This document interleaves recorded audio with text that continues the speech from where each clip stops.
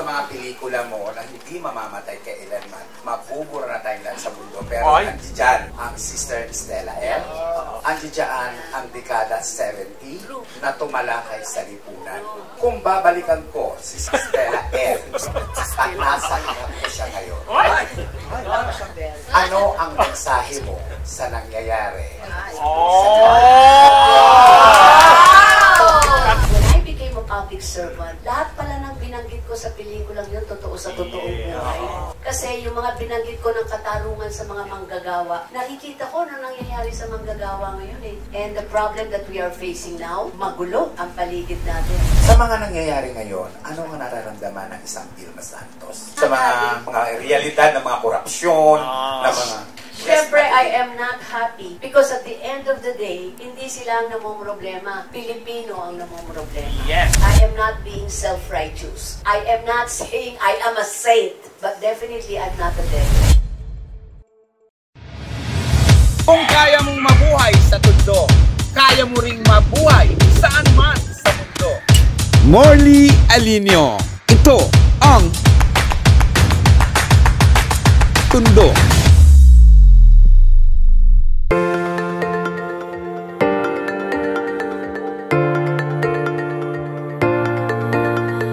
Yes! Nandito tayo ngayon sa SMX MOA. Samahan nyo kami dito sa aming pakikipag-usap kay Ate B. Ano nga ba ang mangyayari sa presscon and book signing? Siyempre pa, dyan lang kayo. Ito naman yung kakaiba nating chikahan. Hindi tayo chichika ng one-on-one, kundi titignan natin, uobserbahan natin. Sasamahan nyo kami sa kung ano ang nangyayari kapag kami ay nagko-question and answer kasama ang movie press. At this time, kasama natin ang nag-iisang star for all season na si Vilma Santos. Tara! Good afternoon, everyone. Welcome to the press conference of the one and the only star for all seasons, Governor Vilma Santos. Just want to say good afternoon and thank you. Don, Charlito, maraming salamat sa book. Mayroon pa susunod. Thank you, thank you. Opo, nanay.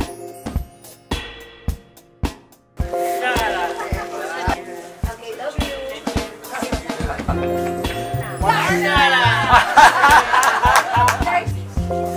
Salamat sa inyo.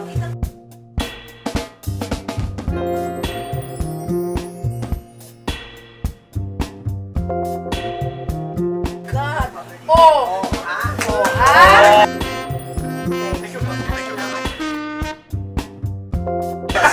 Di ba ikaw doon? Ito ang aking Dalmania na doktor. Yes. Are you ready, guys? Hoy, palakpakan mo natin si Ate.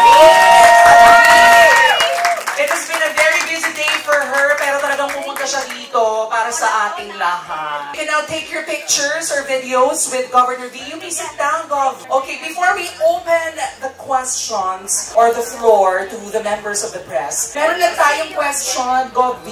Yes. Kasi diba, syempre, napakalaga nitong book na to. So, reflects your legacy in the Philippine industry. At syempre, throughout your career, you have portrayed different types of Filipina. Lahat na yata ng klase ng Pinay, talaga namang nabigyan mo ng buhay sa Pinilakang Tabi. And then you transcended, of course, into politics. How did you use your artistry, yung artistry mo sa pagiging isang actress at artista, sa politics naman? Paano mo siya nagamit or naging inspiration? Well, siguro I'm one actor, very lucky to be able to mga relevant movies. Nabigyan ako ng chance to do good movies, meaningful movies. At karamihan ng nagawa kong mga pelikula, if you notice, ay sumunod sa panahon. I started young, may love team, hanggang naging adult, hanggang naging nanay. Naging madre pa diba? Naging madre pa, naging OFW sa anak. So yun, naging superhero, Darna. And ang ibig ko lang sabihin, nag-evolve din yung aking character, o yung aking mga roles sa pelikula. So, and the good thing na sinabi kong I was given a chance, yung mga roles na nagampanan ko ay naging salamin ng totoong buhay ng ating lipunan. Like Sister Stella L. tungkol sa mga manggagawa. When I did Dulzura Cortez about AIDS. First time ipinakilalang AIDS sa Pilipinas when I did Ipagpatawad Mo. First time na in-introduce ano ba ang autism. So ito yung mga pagkakataon na naibigay sa akin na makagawa ng mga pelikulang ito na nagamit ko ngayon na ako'y naging isang public servant. Kasi kahit paano, sa tagal ko sa industriya, naging salamin at naging mga roles ginampan ng Kuwait, salamin ng mga lipunan, etong real life na, totoong buhay na as a public servant, naiya-apply ko to ngayon. Na kasi nadanas ko. Like, I played the role of OFW. Talaga nagpunta ako sa Hong Kong. Nakausap ko talaga yung mga OFWs natin doon. So, ito ngayon ang malaking naitutulong ng real life sa akin sa pagiging isang public servant. So, the good thing is, sa more than 6 decades ko na sa industry, at least kahit paano pwede ko masabi na yung character ko as Vilma Santos the person and Vilma Santos the artist and now as a public servant, nag-evolve. Hindi ako nag-stagnate. So, kung doon lang, I think I'm very, very lucky and I should be very thankful. Unang-una sa lahat ng kaibigan ko sa industry. Kayo yon. O, huwag kayong makaedad ko na kayo, no? Mga kaedad ko na, tumanda na tayo pare-pareho, ha? Sa totoo lang. And of course, to my Vilmanians. Sa totoo lang. Pare-pareho tayo. Nag-evolve din tayo. Tama, naging public servant ako, kasama ko kayo sa mga proyekto. And now, I'm facing my millennials. Yeah. May mga Gen Z na nga. Mga Gen Z ko, nandyan na. So, nakikita mo, umaandar din ako, hindi ako nag-i-stagnate. Now that may mga Gen Z ako dito, malaki ang natututunan ko din sa kanila. Yan, tinatawagan ko sila, teki-teki. Oy, paano ba to? Tulungan niyo ako dito. Sabi, I mean, you know, that's Sumabay sa panahon. Sumabay up si to this Vilma day. Santos. Up to this day. And for that, I'm blessed. Yay! Thank you very much for answering that question, Governor V. Now we will give a chance to our members of the press. Question will come from Ana Cerezo of ABS-CBN. Hi, Ana. Hi, so I heard na sold out yung first print and second printing na. So what comes next na, since nagustuhan mo to, possible ba homework or anything, ano bang next kay Ate V? First of all, please allow me, I'd like to thank yung ating UST, no? Higit sa lahat kay Father Rector, Richard, Father Rector ng UST, it's a UST Publishing House. Kasi, I'll give you a background. Initially, ang gustong gumawa nito ng libro ko ay ABS-CBN. Nagplano na yan with the Jojo, my Vilmania president. Yeah. Kaya lang, nagsara ang ABS-CBN, so hindi natuloy. But again, I guess napakaswerte ko na very, very grateful kasi sinalo ng UST, lalo na kay Father Rector, na malaman nila na si Jojo ay may planong gumawa ng 3 libro. Wow. 3 ang balak nila. Ganyan sila Jojo and my Vilmanians. Sabi nila, it's puro sa tinagal-tagal ko na ngayon, I'm 35 years old.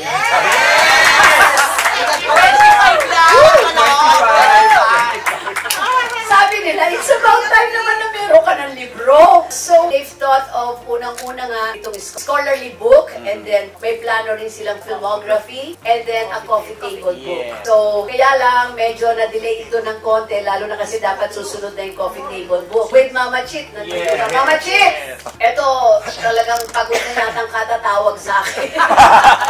Ang mahirap lamang sa coffee table book, sadya kailangan yan per pictorial. Glamour. Beautiful glamour talaga. But it's just nagkataon na bumalik ako sa pagiging public servant. So, that doesn't mean hindi matutuloy. Kaya lang, kailangan may perfect time for that. Pero ngayon, nandito pa naman yung ating Vilma icon. Paubos pa natin. And then, I guess, next plan natin, if I'm not mistaken, correct me, Tots, coffee table book. Yun muna ang susunod. And then the filmography. So far, ito yung mga balak. And this is my first time na meron akong book launch. Exciting pala. Very exciting. First time. And I thank you, Tots. Thank you, Sir Lito and UST. Father Richard, thank you. Thank you, Ms. Ana Cerezo. Gov V, the next question will come from the varsitarian of University of Santo Tomas. How does it feel to be celebrated not just as a star, but as a cultural cultural and cinematic icon. How does it feel? It's speechless. I don't know how to explain it. It's a fulfillment. It's an achievement. Business of serving our movie industry for more than 60 years. Yung longevity lang nito sa haba ng panahon is already an achievement. Hindi lahat nabibigyan ng ganong pagkakataon. So I think I should be very grateful na up to this day, kaharap ninyo ako still as an artist. Kaya lang ngayon naging public servant pa. So it's really, I'm very grateful. Definitely, it's a fulfillment and achievement. Malaking bagay ito sa buhay ko. The next question po is, looking back, which among your roles do you think best reflects the themes discussed in the book? Kasi to be honest, lahat ng ni-review nila doon ng mga pelikula ko, halos lahat yun ang paborito ko eh. Kasi yun ang mga pelikula ko na kino-consider na ginawa ko as a woman eh. Halos lahat nandun. Bata-bata, paano ka ginawa? All this is dekada 60 and all. So yun lang happy na ako. Lumabas ng pagpapakita ng salipunan, ano ba ang isang tunay na babae. Lastly po, do you believe that films can still be powerful tools for political and social change in today's digital era? Ayan na yan. I think so. That's why if you notice, there are a lot of actors or artists in the movie industry who tried entering politics. Tama ba? Maybe because sanay din kami sa tao. Ayan, diyan kami lumaki. Ang kinikater naming audience, tao rin. It's the same thing. Politics is the same thing. You know, it's just when you're there, pa rin ang intriga lang. Para sa akin, pareho ko naranasan, parang mas bearable ang intriga sa showbiz. Politics is different. Pag ito, hindi ka pa nasanay, sa takbo ng panahon, ay hindi mo alam kung saan ka pupulutin. Damn if you do, damn if you don't diba? As long as you are sincere in serving our people, especially those people who gave their trust at naibalik mo yon at sinabi nila, salamat sa serbisyo mo, fulfillment na yun. Walang camera yun, and that's priceless. At naranasan ko yun. Maraming salamat! Thank you, Irish, from the Varsitarian and UST. Next question will come from Tito Morley. Alin yun? Si Morley. Ayan, I love you, Ate V. I love you, Morley. Pinapanood ko yung vlog mo. Thank you. Hindi pa natutuloy yung one-on-one natin, Ate V. Oo nga, ito na. 2 years na. I love you, Morley. Go for Ate it. V, question. Kasi isa sa mga pelikula mo na hindi mamamatay kailanman, mabubura na tayong lahat sa mundo. Pero nandiyan dyan ang Sister Stella L. Nandiyan dyan ang dekada 70 na tumalakay sa lipunan. Kung babalikan ko si Stella L at nasa harap ko siya ngayon, ano ang mensahe mo sa nangyayari? Katarungan para kay Morley! Well, alam mo, isa sa ikinararangal kong pelikulang nagawa ko, Sister Stella L. It's just unfortunate that wala na si Mike De Leon. And onat ng ating Sofia, if I'm not mistaken, hanggang bago siya, ako rin magka-email kami, bago siya nawala, ay talagang yung passion niya to finish the restoration of Sister Stella L. There was even a time you gave me a picture, onat na he was there, and our cameraman, si Rod Momo Welfat, he was there, puti ng buhok, pinapanood niya yung restored version ng Sister Stella L, pero may hinahanap pa siya, tama? So, ibig ko sabihin, inabot niya yun, and passion niya yun talaga. It's just nawala na si Mike. So, given a chance matapos ang restoration ng Sister Stella L, talagang kung anong aabutin nito, I will do everything just to make sure saan man to palabas, I will make sure nandun ako. Para dali pangalan ni Direct Mike De Leon. Anyway, going back, alam mo, one thing, when I did Sister Stella L, ang feeling ko, that was how many years ago? 1984. You know, that time, hindi pa ganun kalawak ang kaalaman ko sa lipunan. When I was doing it, 80% no na artista pa rin ako. Ginagawa ko lang yung role ni Sister Stella L. But the good thing is, when I became a public servant, lahat pala ng binanggit ko sa pelikulang yun, totoo sa totoong buhay. And that is a realization sa akin. Kasi yung mga binanggit ko ng katarungan sa mga manggagawa, nakikita ko na nangyayari sa manggagawa ngayon eh. Madagdagan lang ang kanilang sweldo, hirap na hirap eh. And isang bagay din na natutunan, na sinasabi ko rin, na ang manggagawa ang nagpapayaman sa inyo, pero bakit silang naghihirap? Pero silang gumagawa ng paraan para yumaman kayo. And I think, you know, to be truthful, yung nangyayari noon, nangyayari pa rin na yun. And the problem that we are facing now, magulo ang paligid natin. Ang akin lang, now that I'm also also in the government. I'm also a public servant. One thing pinaparealize ko sa Batangas, bilang nanay ng Batangas, I guess the most important thing is we all continue to work as a team. Anong bagay lang naman yan eh. Follow the law, accountable to your people, and then be transparent. Sundin mo lang itong tatlong to. I think you're on the right track. And I'm trying my very best na yan ang aking ginagawa at sinusundang daan. Sinusunod ang batas, be transparent sa lahat ng ginagawa mo, and at the same time, make sure that you are always accountable sa lahat ng ginagawa mo for your constituents. Last Ate B. Yes, Morley, ito na yung vlog mo, ha? Ay, hindi ka to Ate B, ha? Pupuntahan pa kita sa ano, ha? Puntahan kita sa Batangas, ha? Hindi pa tayo tapos. Go, Morley, go. Ate B, kung bubuksan ko ang puso mo. Hindi ako surgery, ha? Maraming tao dyan. Ate B, kung bubuksan ko ang puso mo, na alam ko namang napakalambot ng puso mo sa mga tao. Hindi ka malulok-lok uli bilang gobernador kung wala kang napatunayan. Thank you, Batangueños. Sa mga nangyayari ngayon, ano ang nararamdaman ng isang Vilma Santos? Sa mga nangyayari where? Yes. Saan? Sa bayan natin. Siyempre, I'm sa not mga realidad ng mga korupsyon, ng mga...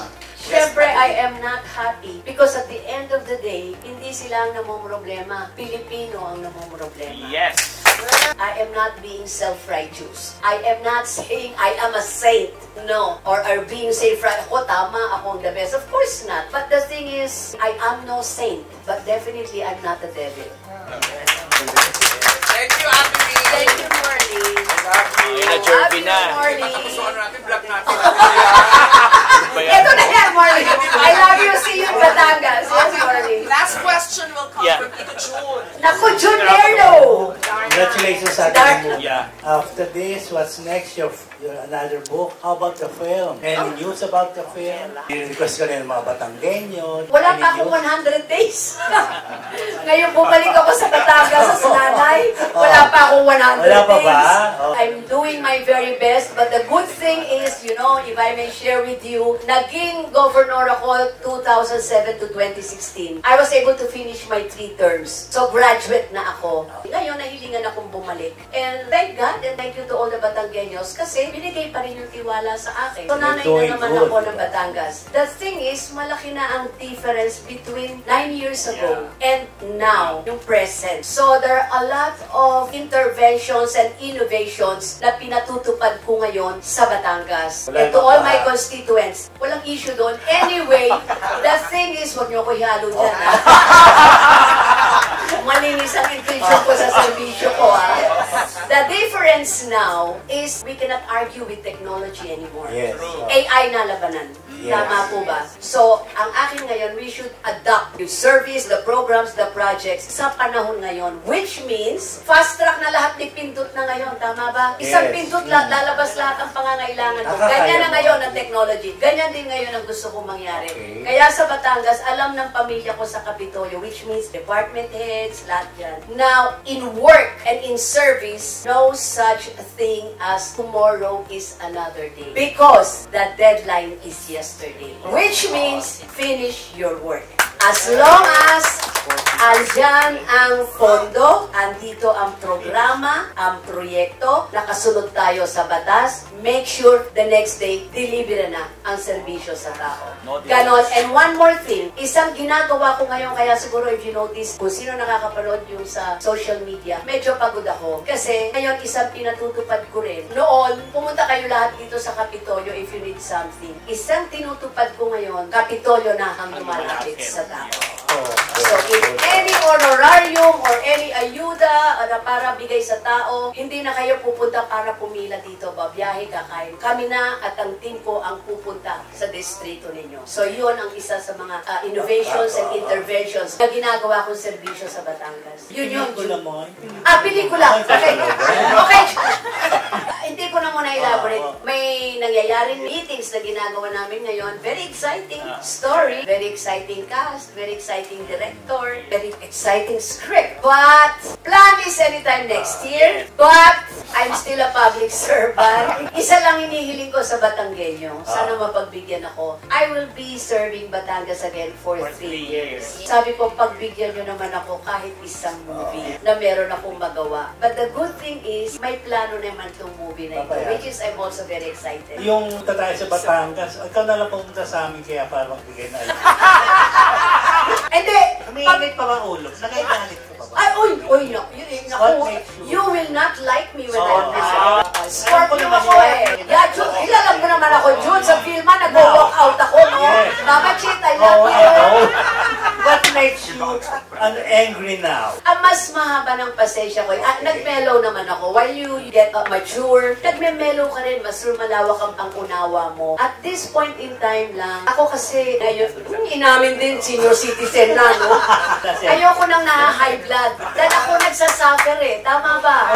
Umiinit ang ulo ko, nasisira at bumababa yung immune system ko. At ako tinatamaan, hindi yung kalaban ko. So I will be very, very gracious to you. Pero don't push me too hard. Because ang motto ko ngayon, hindi ko nabibigyan problema sa sarili ko with all the bashings. If you don't like me, I don't like you. Yes! If you love me, I will love you. Sumunod na rin tayo sa panahon. Tama. Okay? Ganun lang yun. Pero para papaglimahin ko sa sarili ko, it's not even worth it. Now, what makes you cry? Do you still cry? The last time I cried, hindi naman, teary-eyed. Nung kinausap ko yung mga chief of doctors sa Batangas, and this was 2 days ago. Malaki yan eh, we have 12 district hospitals. Alam mo kung bakit? Sinabi ko lang sa kanila, hindi ako magdidemand, pero hilingin ko sa inyo, magkano sweldo nyo. Sana yung sweldo nyo naman sa nangyayari sa paligid natin. Pwede ba, ibalik nyo na yung serbisyo sa tao. Maraming nangangailangan. Sabi ko, isa lang naman ang pinakiusap ko sa kanila. Pasalamat tayo. Hindi tayo ang nagpapagamot. Tayo ang hinihilingan na gamutin sila. And kung doon lang, we should be thankful. Kaya yun ang pakiusap. This was only 2 days ago. So, lahat naman sila na nag-agree. So, ngayon, titignan ko lang. It's more of serbisyo sa tao. Kasi, modesty aside, I thank God because I'm so blessed. When you face the real life now with what's happening around us, kita mo yung hirap ng tao, tapos may mga issue pa na negatibo na ang balik naman ay sa mga tao, unfair. So sana I'm praying and in my own little way ko, ano yung magagawa ko sa Batangas, yun ang kahit papano kinokorrect ko. Sana piliin natin yung mas tamang daan. But with what's happening around sa bansa natin ngayon, let's just hope for the best. But you see, lahat pwedeng gobyerno, pwede ba? Each and every one of us dapat may share. Pagpapatupad ng programa, the government will do their share, but you have to do your share too, di ba? Bilang mamamayan. Pero ngayon, let's pray na sana matapos na ito. Because at the end of the day, tao ang nahihirapan. Thank you very much. I think that's our press conference. Okay na? Maraming salamat po sa inyo. Morley, thank you. I love you, Ate B.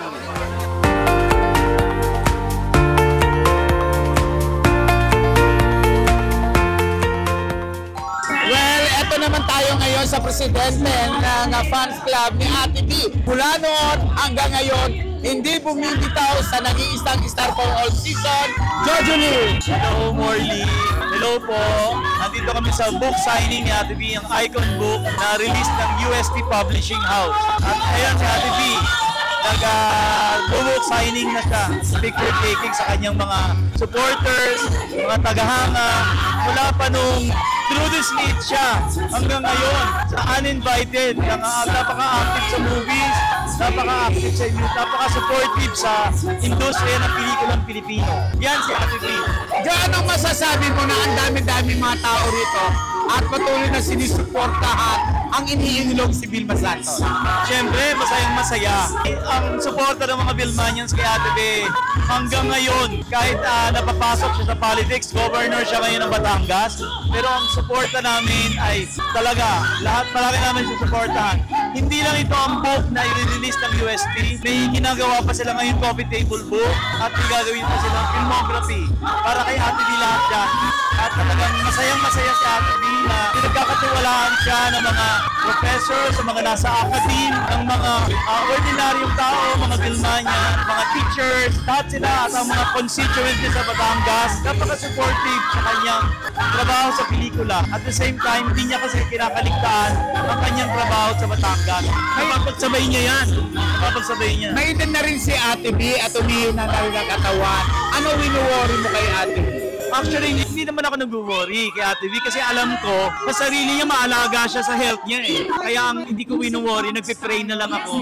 Kasi sana bigyan pa siya ng Diyos ng napaka-healthy na katawan. At syempre, ang pagiging actress niya, ang pagiging politician niya, magkasama na yan eh. Given na yan na talagang si Ate V pagdating sa pagtulong sa tao, pagtulong sa aming mga Vilmanians. Alam mo ba, Morley, hanggang ngayon, talagang tinutulungan niya mga Vilmanians. Kaya naman kami, ang sinusukli namin sa kanya ay ang panonood ng pelikula niya, panonood ng mga TV shows niya, lahat ng mga activities at events na meron si Ate V. Andiyan kami, present kami. Thank you. Vilma. Yeah, thank you. Ano yan? Ito po yung ibibigay ko na dahil kay Ate V. Actually, long overdue na to. Dapat noon pa kasi talaga naman for a very phenomenal star. Dapat lang she deserves her own dal. So ito po, gawa ko po. Ay, ang ganda. Yung kauna-unahan pong Darna ni Ate V. Yung lipad Darna, lipad dal na wala na po tayo makuha copy ng movie. Ikaw ang gumawa niyan? Opo. I'm a costume designer as well. Katatapos lang po ng exhibit ng Mars Ravelo sa Makati sa Juan Ayala. Then yung ibang costumes po doon na productions, ako rin po ang gumawa para po sa display. For the love of Darna. Anong pangalan po ninyo? Rex Rojas po. Rex Rojas, bakit mo naidulo si Vilo Santos? Bata pa lang po kasi ang lola ko ang Vilmanian originally. Then pagka may time, sinasama ako sa Vilma Show live, nakakapanood. Pero isang beses lang po yun kasi pag bata, napakahirap eh. Bumiyahe ng may kasamang bata. So isang beses lang. Ano mensahe mo kay Ate V? Ate V, here's your doll. Love you po and continue to inspire people. Maraming salamat po. Thank you. Well, nandito tayo ngayon sa SMX MOA na kung saan nagaganap ang book signing ni Ate B. At ito, isang lihitimong fan ni Ate B na galing pa sa Vancouver. Ano pong pangalan nyo? Ako po ay si Elizabeth Wong. Saan po kayo sa Vancouver? Sa Richmond po, malapit po sa airport. Ayun. I watch you all the time. Thank you my so God. much. Yeah. Thank you so much. Anyway, gaano kayo kasuporta at paano po na pumasok sa buhay nyo ang naging Star for All season? Oh my God, I've been following her since grade school. Ako, grade 4 lang ako noon. Tapos Ate V was in grade 5 or grade 6. Yung sister niya, si Winnie, was I think my same year. Kaya, oh my God, kaya nakita ko lang to, this was in Facebook. I saw the book signing last night. So I asked my niece, can I go to MOA? You know, because we live in Quezon City, right? So I'm staying with my sister. So yeah, so nice. Ano yung mga character ni Ate B? Bakit nagustuhan mo siya? Bakit nagpapalo ka sa kanya? She's a people person and also very dedicated talaga. Tapos nung naging governor pa siya, lalo ako nahanga sa kanya. So nice, and it's nice to see her today. At pakita po natin, magkano ba yung bilhin nyo dyan? Ako, 1,750 isa. Tatlo binili ko pero she only signed once. It's okay. It's alright. So ayan yung sign ni Ate B. Yes! Sabi ko, pupunta ako ng Batangas. Sabi niya, puntahan ko daw siya. Anyway, nice to meet you! Nice to meet you. Yeah, thank you. Oh, ayan, isa sa mga nagmamahal kay Ate B. Dito lang sa SMX, sa book signing, nag-iisang Star for All season. Vilma Santos Recto! Thank you, wow! Yes, dinumog ng mga fans si Ate B dito sa kanyang press con and book signing na kung saan lalapitan natin at tatanungin natin yung iba pang maraming mga fans na hindi unang nakapagpapirma kay Ate B pero hoping sila na ang kanilang biniling libro ay mapipirmahan ng nag-iisang Star for All season. Ano pa pangalan nyo? I'm Gilda. I'm pansa-pansa ko ni Ate B since teenager pa. Love na love ko siya. Lahat ng pelikula niya pinapanood ko. Ba't po kayo nandito ngayon? Gawa ng book niya. Book launching at saka signature. Kayo po? Magpapirma ako ng Darna dahil isa siya sa ng Darna. Oh, yung bongga ng Darna. Oh, talagang sariling gawa mo to? No, binili ko lang sa store. Binili niya sa store ang Darna para ipapirmahan din at pakita kay Ate B. Ayan, ito pa ang isang Vilmanian. Kakalipa po ako, magpapapirma mo kay Ate B rin dito sa book. Pelikulang paborito kong anak. Yes! Ako po si Manny Engco, bata pa lang ako. Vilmanian na po ako dahil 1972, 73, nanonood ako ng mga pelikula ni Vilma, Anak ng Aswang, Wonder Bee, Lipad Darna Lipad, Jezabel, lahat yun. Napanood ko yung lahat yun. Ayan, iisa-isahin natin itong mga Vilmanians na to na hanggang ngayon, umaga pa lang, madaling araw pa lang, nandiyan na sila, pero hanggang ngayon, nagtitiis sa pila para makita si Ate B at makapagpapirma. Junor Carcido from Lipa City. Isa po ako sa avid fans talagang forever. Ate B, we love you, Ate B. Hello, Ate B. Kilala mo ako noong araw pa, nag-single ka pa, maliit ka pa. Magkasama tayo sa Magallanes, nasa Malipasay ako. Tita Portia po to. Hello, Ate B. I love you. Hello, Ate B. Since nung bata pa ako hanggang ngayon, lahat ng movies mo at saka TV show pinapanood ko at saka po sa iyong political career, sinusubaybayan ko. Number 1 mo akong fan at sigit sa lahat ay number 1 kang governor ng aming probinsya, Batangas. Ako po si Mario Perez from San Juan, Batangas. Ayan, natataranta pa. Gusto talaga nilang makita, makasama ang nag-iisang Star for All Season. Dito naman tayo. Ano po pangalan ninyo? Ako po si Ligaya Lim from Binangonan, Rizal. Ever since ako isang Vilmanian. Kasi pagka namimili siya sa Rustans Makati, ako po ang nag-a-attend sa kanya. Na every shopping na punta niya doon, Christmas, lahat kasama ako ni Ate B sa pag-shopping. At nagpupunta rin po ako sa bahay nila sa Lipa. At this time naman, ang pinag-iisipan niya kung ano yung sasabihin niya. Eto siya. Ako si Crisanta de la Cruz ng Montalban, Rizal. Hello, Ate B. Tagal na tayong kakilala. Bata pa ako, Vilmania na ako. Maraming salamat. Iyo, Ate B. Ayan naman, ang dami-dami talagang nagmamahal kay Ate B. Sino gusto magsalita dyan? Ay, naku, eto pala. May kasama ka pang bata. I'm Aida Kapulong, kaya kasama ko yung apo ko para makapunta lang dito kay Vilma. Kasi ito yun, friends of Vilma. Ano bang meron si Vilma Santos? Bakit ang dami-daming mga fans, ang dami-daming mga nagmamahal sa kanya? Kung tutuusin naman, napakalayo ng lugar na ito, pero dinarayo ng kanyang mga fans. Bakit nga ba? Naka-Ate B na lahat. Ang kasikatan, ang hinahanap namin bilang iniidolo, magiging inspirasyon namin sa buhay. Hi, Ate B! Ito kami, mga FFB ni Kuya Ben. I'm Elvira. 4 na po kami rito. Kasama namin si Kuya Ben. Eto naman, bagets na bagets. Parang ngayon palang tutubuan ng ngipin. Ano ba pangalan nyo? Mayet. Anong masasabi mo kay Ate B? Para sa akin siya yung pinaka-the best at Star for All Season. Nanginginig-nginig pa. Isang sigaw nga dyan. Vilma Santos! I love you, Ate B! I love you, Ate B! Tunay naman na marami nagmamahal kay Ate B. Ito ay ilan lang sa mga bahagi na nangyari ngayon sa press con and book signing na nag-iisang Star for All Season na si Vilma Santos. Ako po si Morley Alinio na nagsasabing kapag nabuhay ka sa tundo, mabubuhay ka sa tundo! Tama! Kung kaya mong mabuhay sa tundo, kaya mo ring mabuhay saan man sa mundo. Morley Alinio. Ito ang